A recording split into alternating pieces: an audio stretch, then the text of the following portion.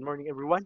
Welcome to Organic Chemistry series, wherein we will be naming more hydrocarbon compounds.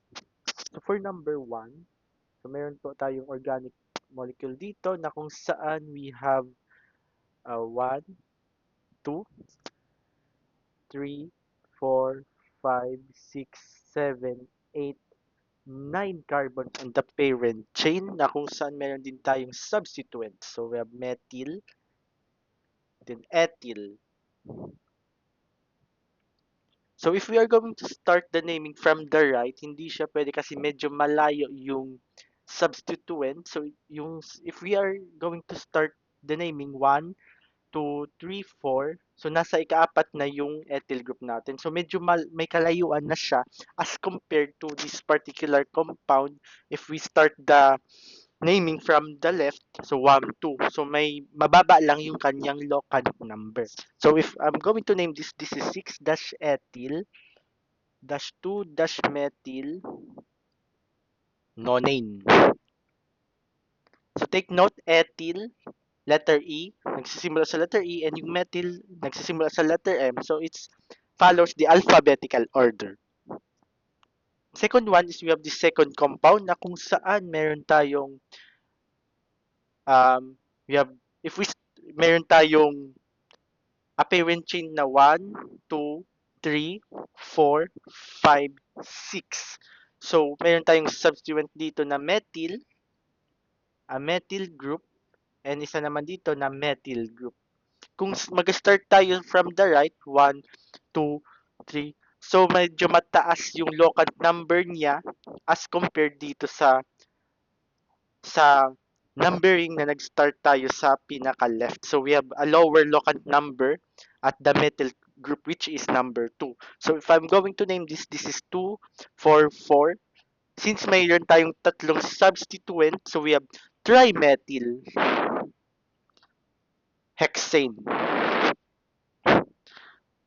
So this is the correct naming. So for number 3, so meron tayong double bond. So this is an alkene.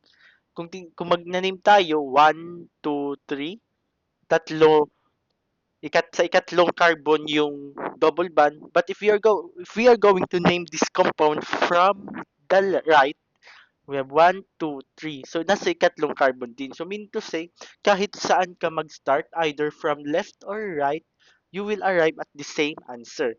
So if I am going to name this is 3-hexene or hex-3-in. So this is based on IUPAC. Alright? So both of which are still correct answer. For number 4 naman, so just like in number 3, so 1, 2, 3, 4. Or pwede man tayo mag-start from the right. 1, 2, 3, 4. Since they are just equidistant to the triple bond, equal lang naman sila, mirror image to each other, so we can start naming this compound. Since nasa second carbon yung ating triple bond, so this is 2-butene or but-2-ine. So both of which are correct answer. For number 5 naman, meron tayong triple bond dito. So paano yung naming nito? Kailangan kapag mag-name tayo na may triple bond, we need to prioritize the numbering of the carbon atoms in which yung triple bond natin ay nasa pinakamalapit na endpoint to one of the endpoint of the carbon molecule. So itong triple bond malapit dito sa endpoint nito. So therefore, dito tayo mag-start ng 1. 1, 2, 3, 4, 5, 6. Kung mag-start naman tayo from the right, let's say 1, 2. Meron tayong substituent. Tama naman. But since meron tayong triple bond sa compound na to, we need to prioritize the numbering in which we will get the lowest locant number. So kung ipapatuloy ko yung numbering from the right, 3, 4. So nasa ikaapat ng carbon yung triple bond natin. Dapat yung number lang, yung locant number lang na mas mababa, which is 2. That will be our priority in naming with triple bond. the concept of this naming is also applicable to double bond. So kung i-name ko siya, we have 5,5. Meron tayong dalawang substituent group dito na methyl. I'll denote it as letter M. So we have 5,5-dimethyl dash 2 dash hexane, or this is 5,5, erase ko lang to, dimethyl hex dash 2 dash ine. So both of which are correct answer. For number 6 naman, meron tayong double bond dito. So kung titingnan natin yung paglagay natin ng numbering sa kada carbon, so we have 1, 2. Meron naman tayong isa, we have 1, 2. So equidistant. If we are going to start the numbering from the right, so we have 1, 2.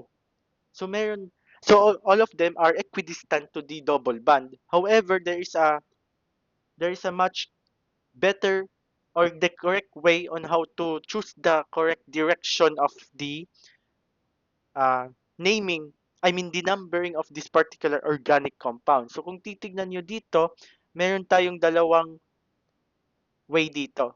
So we have these two methyl group.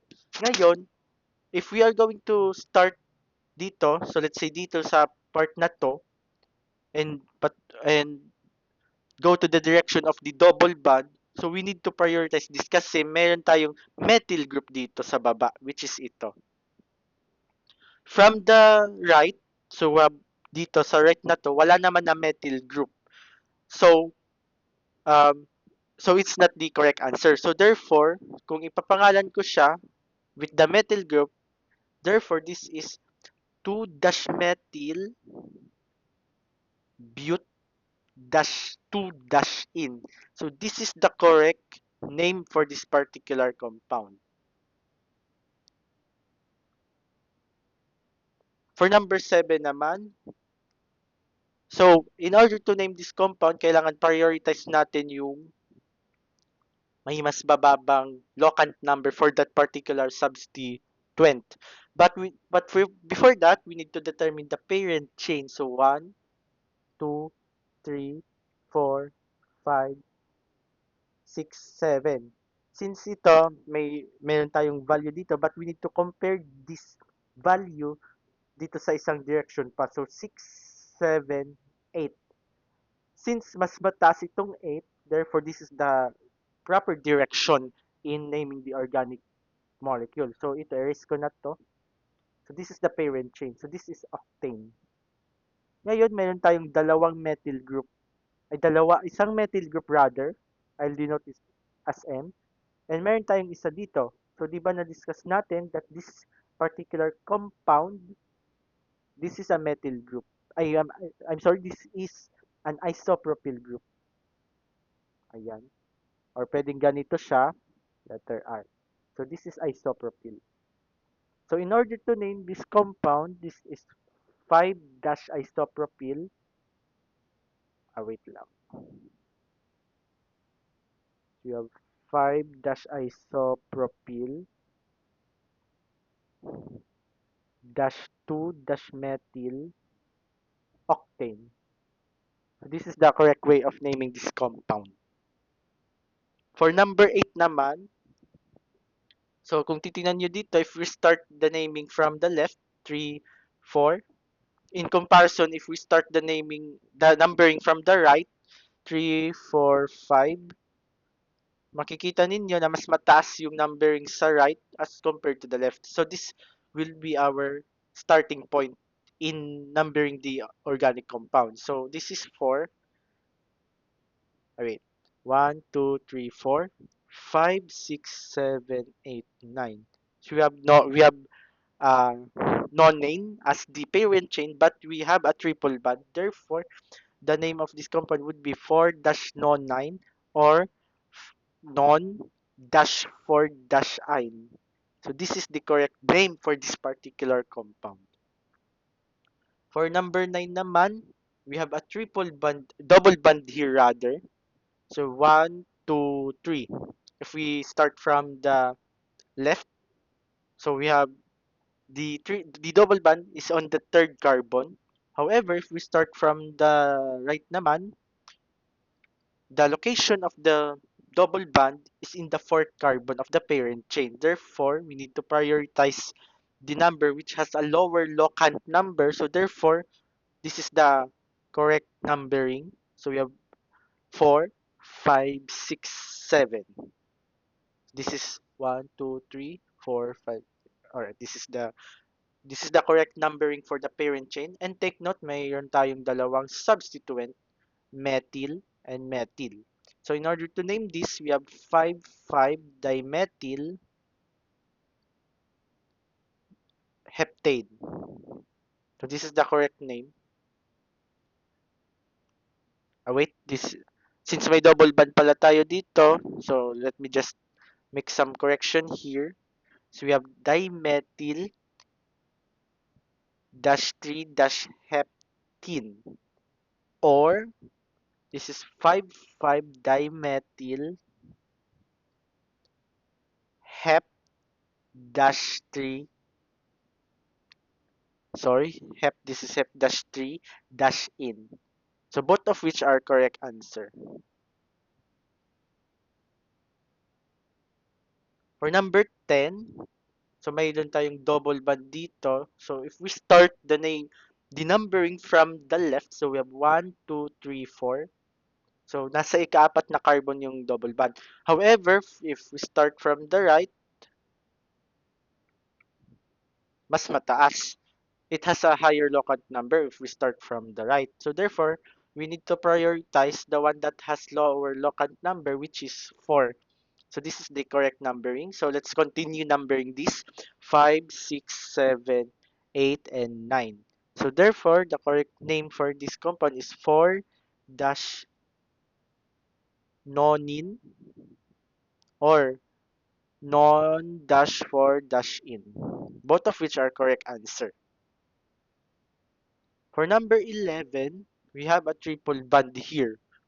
So which means to say we need to prioritize the numbering of our carbon molecule from the right. So we have 1, 2, 3, 4, 5, 6. Since we have two carbons here, so it's either of the two on where we put the next number. So 7 and 8. So therefore, if we are going to name this is we have by the way we have a alkyl group here which is ethyl group. So therefore, kung ipapangalan ko siya, 6-ethyl dash 2-octine, or this is 6-ethyl oct dash 2-ine. So this is the correct name.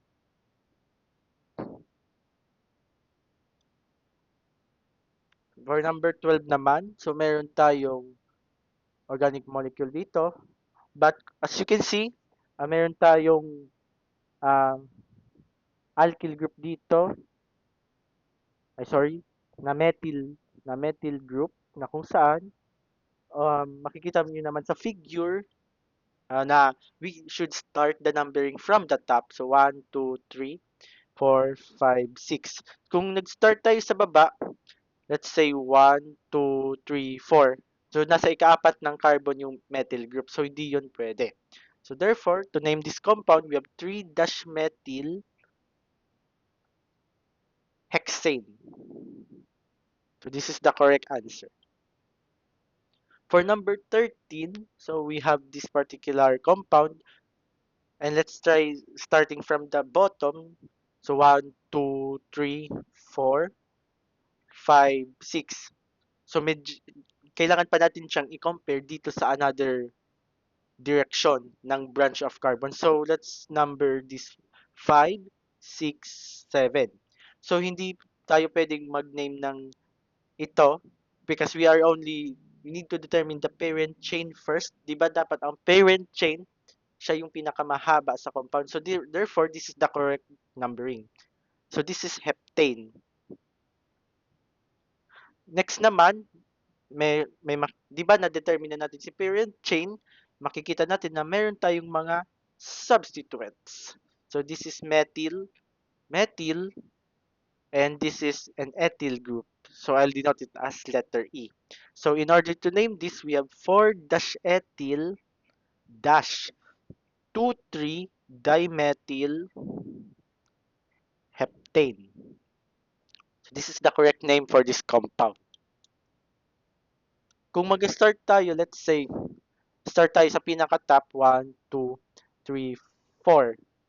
So medyo may kataasan na yung ating, same pa din yung ethyl group natin, nasa 4th carbon. However, kapag nag-jump tayo sa, if we continue numbering this, so 5, 6, so yung methyl group natin will be 5, 6 na ang kanyang locant number, which is wrong.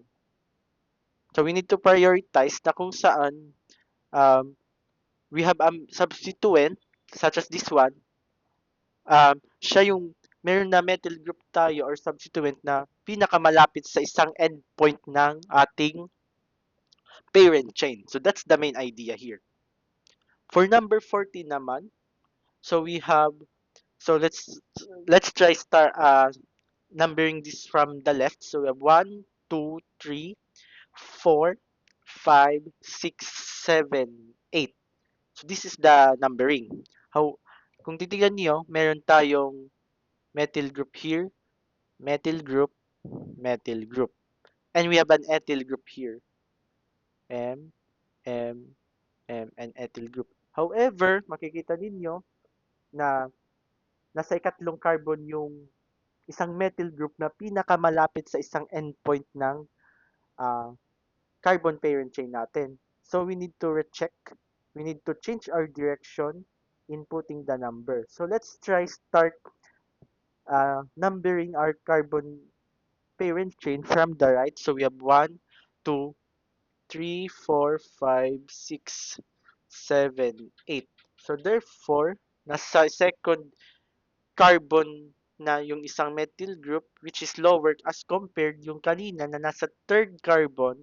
Therefore, this is the correct numbering. So we can now start naming this compound. So makikita ninyo, 8 carbon. So this particular parent chain is octane. Pangalawa naman, we have the ethyl group and we have uh, 3 methyl group. So meaning to say, kailangan prioritize muna natin si ethyl group in naming. Then yung um, methyl group natin na trimethyl, erase ko lang, trimethyl octane. So this is the correct name for this compound. Lastly naman, we have this compound and makikita niyo may double bond tayo. Meaning to say, we need to name our compound here. Kasi this triple bond, ay double bond rather, siya ang pinakamalapit dito sa isang endpoint ng carbon compound natin. So we need to prioritize the numbering on which this particular double bond is nearest to one of the endpoint of this carbon compound. So 2, 3. We need to compare muna the numbering, different numbers to all the directions, to all the possible directions that we can determine the parent chain of this for this carbon atoms. So we have 3, 4, 5. So we need to compare dito muna. So 3, 4, 5, 6. 4, 5, 6. So ito na hanggang 5 lang yung number niya. So this is now disregard. And this is a substituent na ethyl na. Kung titingnan nyo dito, meron tayong same direction na 6. And dito naman sa isa, 6. So both of which can be used as the parent chain. But we only need to choose only one direction. So I will be choosing the upper portion. So meron naman tayong isang ethyl group dito. Ngayon naman, let's try naming this compound. Since this compound has a parent chain of 6 carbon atoms. So this is this is hexene. And meron tayong dalawang ethyl group. So this is 3,4-diethyl. Diethyl. We have dash 2 dash hexene. Or pwede naman ito 3,4-diethyl hex dash 2 dash in. So this is the correct name for this particular compound. So that ends my discussion here. I hope na refresh ulit kayo sa pag-practice ng iba't ibang klase ng hydrocarbons.